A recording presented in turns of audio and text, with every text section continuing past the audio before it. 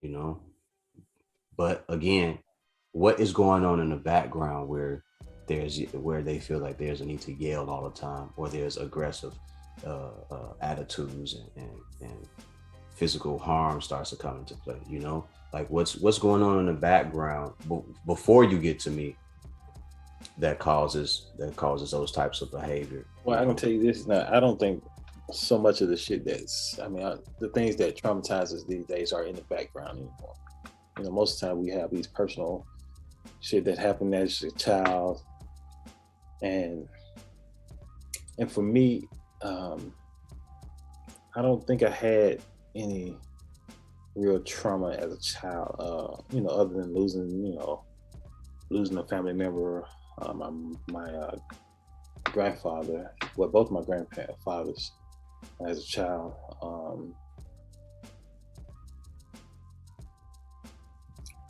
I can't really think of anything traumatic that happened to me, but like the whole time we were in school, like let me see, from 19 and older, all the trauma that I carry with me today started, during that time. From 19, I was arrested, I think at 19, and they wouldn't tell me what I was arrested for or nothing like that. Like, they laughed and used acronyms and things that I didn't know anything about, but I guess assuming that I was this black kid in a town as large as Memphis, that I should know what that means. It's how they, that's how they spoke to me or spoke about what was going on. Handcuffed, put in the back of a police car, taken to jail and everything. And once I got in a holding cell, people were able to tell me what all this shit meant. No reading the rights, telling what the charges are, none of that shit. So you're just supposed to, flow with it, not be angry, not resist, regardless of what's going on with you. Trust in the fact that these motherfuckers doing what they supposed to do and all that. And so I get into what's it called, booking, and fortunately for me, the biggest dude in there turned out to be a cousin of mine. I had no idea whatsoever. Wow. He was my second cousin, my father's first cousin, and he looked just like my uncle. And at that point, I had never called my uncle by his first name, cause he was uncle. It wasn't like we went around calling him by his first name. And when I saw the dude, and I was like, "Do you know Jack Butler?"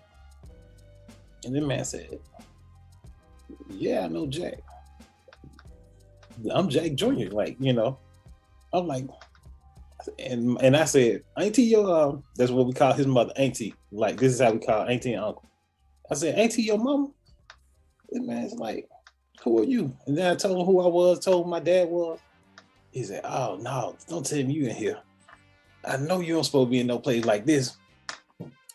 And I was like, "No." They picked me up and they told me, I was in here that I fit the description of a suspect. And oh man, shit, like half these motherfuckers in here fit the description of somebody, And so he looked at my bracelet that they gave me, and they told me it was charged for theft of property. And I'm like, okay, damn, okay, now I know why I'm here. I'm like, okay, what did I steal? And so nobody could answer that question, nothing like that. And so I was like totally in the dark. And I ain't never been in no jail, never been in no handcuffs, nothing like that. So that shit just happened. And so I'm supposed to be, adapt to this and deal with this. And you never know what happened to a kid that's just thrown in a situation like that. For me, that shit was traumatic. So on top of that, I would never trust a cop. Even ones that I know, I wouldn't trust them, because if that's how you handle shit, just grab a motherfucker and you tell them, off top, without asking any questions or anything. Like, nobody asked me where I've been or where I'm from or nothing like that. Right, just snatching them off the street. Right. And then when I eventually got a phone call, I was able to call somebody and tell them what happened and shit, And So everybody's scrambling to figure that shit out. But I had to go to court for a year.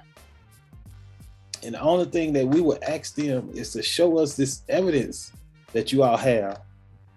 Just say, because you said you had me on camera. I said, just show it to her. Like, you know what I'm saying? Like, I said, I know you don't have it, but I'm saying just show it to her. That was their whole basis for everything.